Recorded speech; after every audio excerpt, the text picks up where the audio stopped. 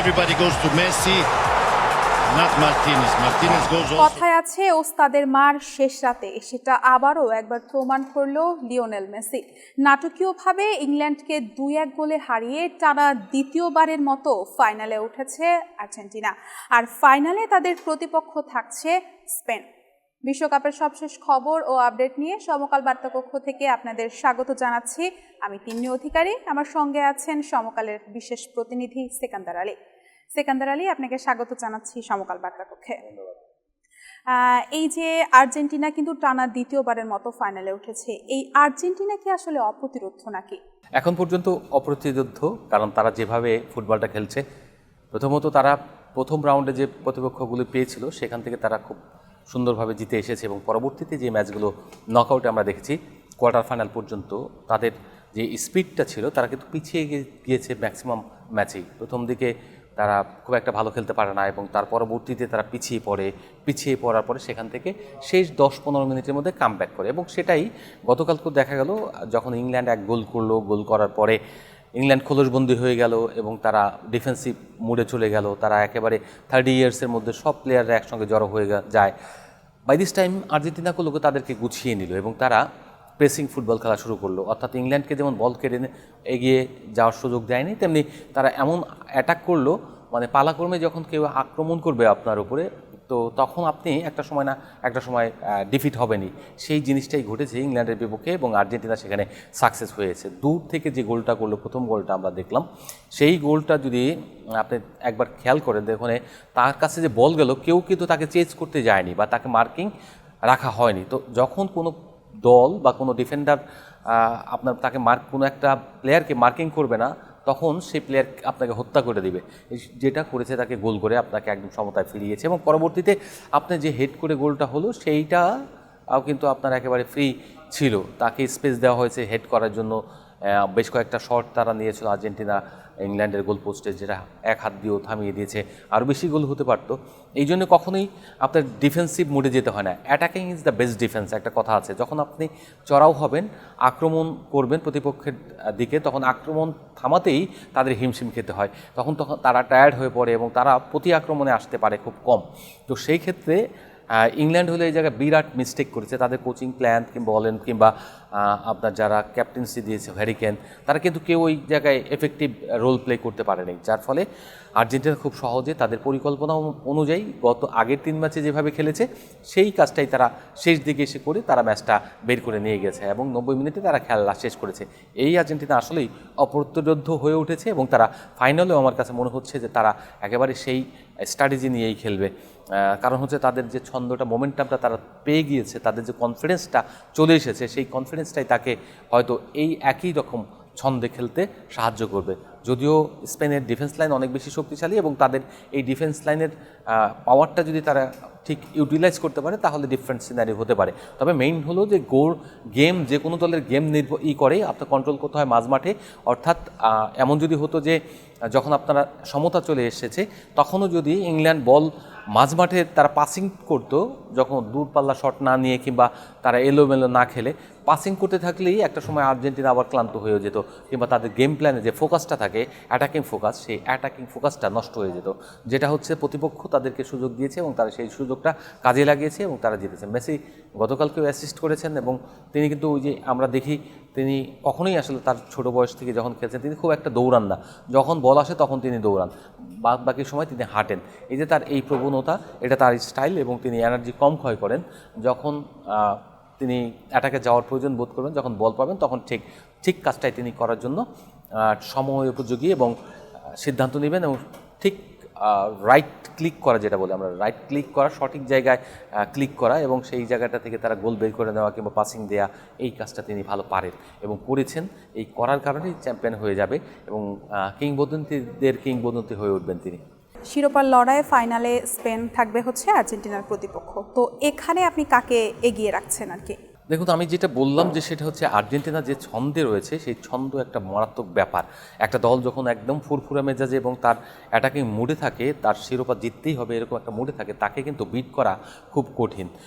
স্পেনের জায়গায় ভালো ফুটবল খেলছে, স্পেনের সবচেয়ে শক্তির জায়গা হলো তারা হলো টিকে থাকা। অর্থাৎ আর্জেন্টিনা যেমন ছোটো ছোটো পাসে খেলে, স্পেনও কিন্তু পাসিং ফুটবলটাই খেলে, তারা মাঠ দিয়ে সুন্দর আক্রমণ তৈরি করে ঝটিকা আক্রমণ থেকে গোল বের করে নেয়। এটা আমরা দেখেছি যে ফ্রান্সকে তারাও একেবারেই অকার্যকর করে দিয়েছিল, এমবাপের মতো একদম ক্ষিপ্রগতির একজন প্লেয়ারকে একেবারে জিরো বানিয়ে দিয়েছিল। তো সব কিছু অলিসে তারা বল বের করতে পারেনি বিকজ অফ তাদের 3জন ডিফেন্ডার রয়েছে খুবই শক্তিশালী। কোকায়ার কথা যদি মানে কোকোরেলা অনেকেই বলেন, তো তিনি যেভাবে উইং ব্যাক থেকে অ্যাটাকিংয়ে যান এবং ওখানে আবার সেন্ট্রাল ডিফেন্সেরও কাজ করেন, আবার উইং ব্যাকও সামলান, একের ভেতরে 3 যাকে বলে। সেই রকম তার এইরকম প্লেয়ার যখন যদি অ্যাক্টিভ থাকেন, তিনি যদি ফায়ারিং মুডে চলে যান এবং তাদের যে ডিফেন্স লাইন আছে সেটা যদি এই মুহূর্তে বিশ্বের সেরা, তারা যদি সেই আগের যে ম্যাচটা খেলেছে সেমিফাইনালে ফ্রান্সের বিপক্ষে, সেই কৌশলটা যদি তারা বজায় রাখতে পারে, মিডফিল্ডে যদি তারা গেম কন্ট্রোল করতে পারে, তাহলে ম্যাচটা আর্জেন্টিনার জন্য অত সহজ হবে না যতটা সহজ গত 3টা ম্যাচে আমরা দেখেছি। তো মজার ব্যাপার হলো যে আর্জেন্টিনার একটা অল আউট খেলার প্রবণতা তৈরি হয়ে গেছে। এই আর্জেন্টিনাকে আমরা গত বিশ্বকাপেও দেখিনি। এই আর্জেন্টিনা মানে তাদের সক্ষমতা যতটা তার থেকে বেশি খেলার চেষ্টা করে, কারণ 90 মিনিট তারা চিন্তা করে 90 মিনিট খেলবে এবং 90 মিনিট দৌড়াবো। এবং প্রেসিং ফুটবল মানে হচ্ছে অন্য প্রতিপক্ষের পায়ে যখন বল থাকবে তখন সেই বলটাকে কীভাবে কেড়ে নিতে হবে কিংবা তাকে ডিস্টার্ব করতে হবে, ফাউল করতে হবে, সেটা চপেট আঘাত করে হোক কিংবা চিমটি দিয়ে হোক কিংবা জার্সি টেনে ধরে হোক, তারা তাদের কৌশলটা জানে। এবং দেখবেন যে যখন সময় ক্ষেপণ করার খুব প্রয়োজন, তারা কিন্তু এই বর্ডার লাইনে যে রেফারির কাছে জিজ্ঞেস করছে এই বলটা নেব ওই বলটা নেব, তার এইটা একটা কৌশল যে আমি আমার টিমকে একটু টাইম দিচ্ছি যে জিরিয়ে নেওয়ার, মানে তার যে একটা ক্লান্তি চলে এসেছিলো সেই ক্লান্তিটা যেন ওভারকাম করতে পারে। 1 মিনিট সময় পেলে কিন্তু সেটা আপনাকে অনেক বেশি রিল্যাক্স দেয়, যেটা হচ্ছে খেলার অনেকগুলি কৌশল থাকে, সেই কৌশলের মধ্যে এগুলিও একটা।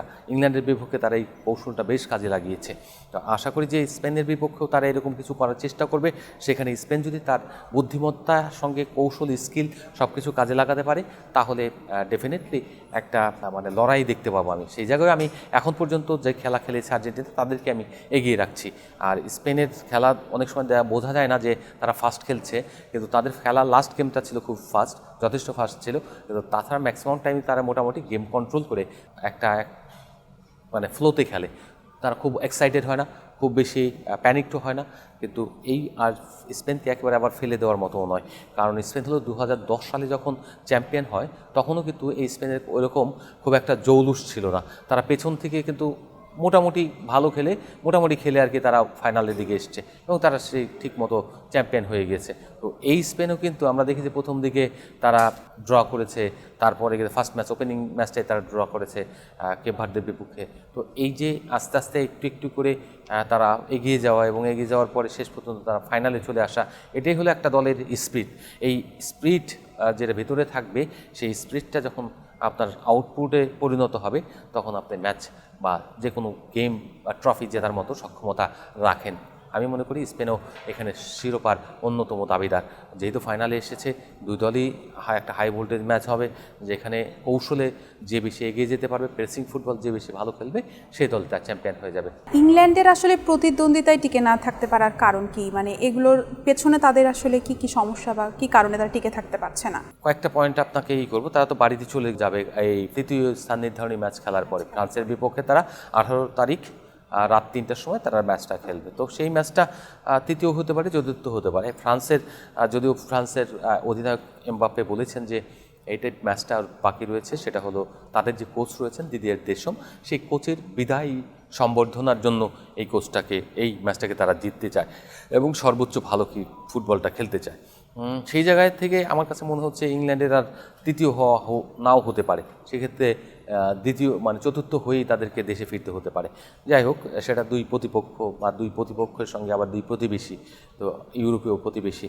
তো সেই দিক থেকে বলা যায় যে ইংল্যান্ডের ভালো না খেলার, গতকালকে ইংল্যান্ড কিন্তু আগের ম্যাচগুলো বেশ ছন্দময় ফুটবলই খেলেছে। তাদের মিডফিল্ড দেখে মনে হয়েছিল তারা অনেকের অ্যাটাকিং হবে, তারা গেম কন্ট্রোল করবে, কিন্তু আলটিমেটলি প্রথম দিকে কিন্তু কিছু সময় তারা একটা ছিল, যদিও ম্যাক্সিমাম সময় বলের দখল রেখেছিল আর্জেন্টিনা, কিন্তু ইংল্যান্ড যদি কাজে লাগাতে পারেন, তাদের মিডফিল্ডকে প্রপারলি কাজে লাগাতে পারেনি, বল কন্ট্রোল করতে পারেনি, এটা তাদের একটা বড় দুর্বলতা। তাদের কোচ তিনি কিন্তু একেবারেই পরিকল্পনাহীন, তার সঙ্গে দলের ভিতরে একটু খোঁজাখুচিও রয়েছে। তো এরকম জায়গা থেকে মনে হয় যে তিনি আসলে প্রপারলি এই টিমটাকে চাঙ্গা করতে পারেননি। দ্বিতীয়ত হচ্ছে যে তাদের মিডফিল্ডকে ক্লিক করাতে পারেননি, যেটা আমরা ফ্রান্সের ক্ষেত্রেও দেখেছি। দ্বিতীয়ত হচ্ছে যে ডিফেন্স লাইনে অতি মানে নির্ভর হয়ে গেলে তখন প্রেশারটা সামলাতে পারে না, এই প্রেশার কেউ নিতে পারেনি। তারা হলো অলওয়েজ আর্জেন্টিনাকে ঢুকতে দিয়েছে তাদের বক্সের প্রান্তে। তো উচিত হয়নি যে তাদের এখানে মিডফিল্ডের বাইরে এই সাইডে আসতে দেওয়া। তাদের ম্যাক্সিমাম টাইম তাদের উচিত ছিল যে মাঝখানে হয় গেম রাখবো অথবা প্রতিপক্ষের ডিপ বক্স বা প্রতিপক্ষের যে জোন রয়েছে সেই জোনে আক্রমণ হানা করব। যদি ওইটা করতে পারতো তাহলে হয়তো ইংল্যান্ডের ডিফারেন্ট সিনারি হতে পারতো। আলটিমেটলি ভাগ্য সহায় হতে হয়। অনেক ভালো ফুটবল খেলেও একটা ম্যাচ খারাপ খেললে সেই ম্যাচটা যদি এরকম সেমিফাইনাল বা এরকম কোয়ার্টার ফাইনাল হয় তাহলে হেরে যেতে হয়। আর নকআউটের ম্যাচগুলো এমনই শকিং। আপনার লিগ রাউন্ডের ম্যাচ হলে আপনি কামব্যাক করার সুযোগ থাকে, একটা ম্যাচ খারাপ খেললে অন্য দুইটা জিতে হয়তো আপনি উঠে আসবেন। কিন্তু নকআউট হলো প্রতিদিনের শেষ, মানে বিদায়ের জন্য শেষ বাঁশি বাজে। তো আপনি সেই জায়গায় আপনার শেষটা দেবেন এবং শ্রেষ্ঠত্ব দেখানোর জন্য আপনার সর্বোচ্চটা উজাড় করে খেলবেন। আপনি প্রতিদিন মরে বাঁচছেন, অর্থাৎ আপনি মনে করবেন না আজকেই আপনার শেষ, আপনি মরে যাচ্ছেন এবং মৃত্যু আপনার সন্নিকটে এবং এখান থেকে আপনাকে বেঁচে ফিরতে হবে। সেটাই হলো নকআউট ফুটবল। সেটা ইংল্যান্ড পারেনি এবং এই মেন্টালিটি শো করতে পারেনি, যেটা আর্জেন্টিনা শো করতে পেরেছে। ইয়ামালের একটি ছবি এবং ভিডিও কিন্তু বেশ ভাইরাল হয়েছে। সেখানে দেখা যাচ্ছে যে মেসি তাকে গোসল করিয়ে দিচ্ছে। তো এই ইয়ামালই কিন্তু এখন মেসির প্রতিপক্ষ। সেই সম্পর্কে কিছু জানতে চাচ্ছি। পেছনের গল্পটা শুরু করি। তো ইয়ামাল একটা দরিদ্র পরিবারের স্পেনে মাইগ্রেন্ট করা মানুষ। তো সেই জায়গায় তার বাবা মা আসছে আফ্রিকান জোন থেকে। সেখান থেকে আপনি যখন তাদের অভাব অনটনের সংসার, একদম এরকম প্রান্তিক জনগোষ্ঠীর মধ্য থেকে বার্সেলোনার যেটা হচ্ছে তাদের একটা স্লোগান ছিল, যেটা হচ্ছে ইউনিসেফের সঙ্গে তাদের একটা চুক্তি ছিল এবং জার্সিতে তাদের দেখবেন ইউনিসেফের লোগো রয়েছে। তো ইউনিসেফের যেটা হচ্ছে যে শিশুদেরকে মানে গড়ে তোলার জন্য বা শিশুদেরকে একটা জায়গায় নেওয়ার জন্য যে জিনিসটা হয়, যত্নশীল বা তাদের অ্যাওয়ারনেস গ্রো করার জন্য এবং তারকা ফুটবলার যারা থাকেন তাদের সঙ্গে ছবি তোলা বা আপনার কেয়ারিং একটা মুড আনার জন্য প্রচারণার কাজে ব্যবহার করা হয়। সেই সিচুয়েশনটা তৈরি হয়েছিল যখন ইয়ামাল একেবারে শিশু ছিলেন। সে 18 বছর আগে বা ঘটনা। সেই সময় শিশু ইয়ামালকে বা ছোট্ট একটা বাথটাবের মতো না, সেটা হচ্ছে যে একটা বোলের মতো জায়গায়, সেখানে আপনার পানিতে গোসল করাচ্ছে, বসে নামিয়ে দিয়েছে। তো লাজুক মেসি তখন খুবই লাজুক, 20 বছরের মেসি। আরও ধরেন তখন সে লজ্জাই পাচ্ছে, সে যে পারছে না একটা বাচ্চা কীভাবে সামলায় তিনি তো কখনো দেখেননি বা সামলাননি, জানেনও না, নিজের তখন নেই, বাচ্চা কাচ্চা নেই। তো সেই জায়গা থেকে ইয়ামালের মা এসে তারপর সামলালেন, কিছুটা দেখিয়ে দিলেন। সেই ভিডিওগুলো অনেক দিন আপনার অপ্রকাশিত ছিল। তার বাবা, ইয়ামালের যে বাবা, তিনি এটা প্রকাশ করেননি কখনো, ভিডিও ছবি। তো যখন স্প্যানিশ লিগে খেলা শুরু করলেন ইয়ামাল, তখন তার বাবাই ছবিগুলো ফেসবুক বা বিভিন্ন জায়গায় সোশ্যাল মিডিয়াতে ছাড়া শুরু করলেন। সেইখান থেকে ছবিগুলো ভাইরাল হয় এবং সেটা প্রকাশ পায়। গতকাল দেখলাম ইয়ামাল এটা নিয়ে কথাও বলছেন, বা অন্য জায়গায় হয়তো আগেই কথা বলেছেন, সেটা আমি ভিডিওটা দেখলাম। এটা নিয়ে অনেক রকম আলোচনা হচ্ছে, যে শিশুকে মেসি একসময় গোসল করিয়ে দিয়েছেন সেই শিশুই আজ মেসির প্রতিপক্ষ। এবং ফাইনালে এমন হবে যে বার্সেলোনা থেকে মেসি হয়েছেন, যে বার্সেলোনা তার চিকিৎসার ব্যয় নির্বাহ করে তাকে স্বাভাবিক জীবনে ফিরিয়ে দিয়েছিল, স্বাভাবিক জীবনে রেখেছিল এবং তাকে কিংবদন্তি হওয়ার পথ করে দিয়েছিল, সেই বার্সেলোনার হয়ে খেলেন হল ইয়ামাল। আবার সেই ইয়ামাল এখন শিরোপার লড়াইয়ে নামবে মেসির বিপক্ষে। এটা একটা কাকতালি হলো, দারুণ একটা রোমাঞ্চকর। এইখানে একটা বড় প্রশ্ন হলো, ইয়ামাল কি সেই রোমান্টিসিজমে ভুগবেন, না তিনি গুরু মারা বিদ্যা শিখে নিয়েছেন, যে তারকে যে এরকম একটা দিয়েছিল, আবেগ দিয়েছিল, তিনি হয়তো বড় হয়ে ছবিগুলি দেখেছেন, দেখার পরে হয়তো প্রেরণা খুঁজেছেন। তো সেই জায়গা থেকে তার উত্থান, সেই উত্থান নিয়ে চিন্তা করবেন, না তার দেশের কথা চিন্তা করবেন। তার দেশে এখন স্পেন, সেই স্পেনের কথা ডেফিনেটলি চিন্তা করবেন, যেই হোক প্রতিপক্ষ, যেই হোক। যেমন স্কালানি, যিনি আর্জেন্টিনার কোচ, তার গুরু ছিলেন, এখন আবার স্পেনের যে কোচ। তো এই যে গুরু শিষ্যের খেলা, আবার ওদিকে স্নেহের পরশ মাখা সেই মেসির স্পর্শে ধন্য হয়ে ওঠা ইয়ামাল, তখন হয়তো অবুঝ শিশু ছিলেন, এখন বড় হয়ে তিনি সবই বুঝেন। এখন তারও কিংবদন্তি হওয়ার পালা। সো এক কিংবদন্তির বিদায় আরেক কিংবদন্তির উত্থান হবে, এটাই খুব স্বাভাবিক। এবং মেসির বিদায়ের রোমাঞ্চে হয়তো ইয়ামালই হয়ে যেতে পারেন বিজয়, এবং তার নাম ফুটে যেতে পারে বিশ্বে, যে নতুন প্রজন্মকে, যে এসেছে নতুন শিশু, ছেড়ে দিতে হবে জায়গা, তার জন্য ছেড়ে দিতে হবে পৃথিবী। তো সেই সুকান্তের কবিতার মতোই পৃথিবীর এই মানে পরিবর্তন আমরা দেখতে পাই। তো মেসির পরিবর্তন হয়, মেসিকে এমন হতে পারে তাকে শক দিতে পারেন এই ইয়ামাল।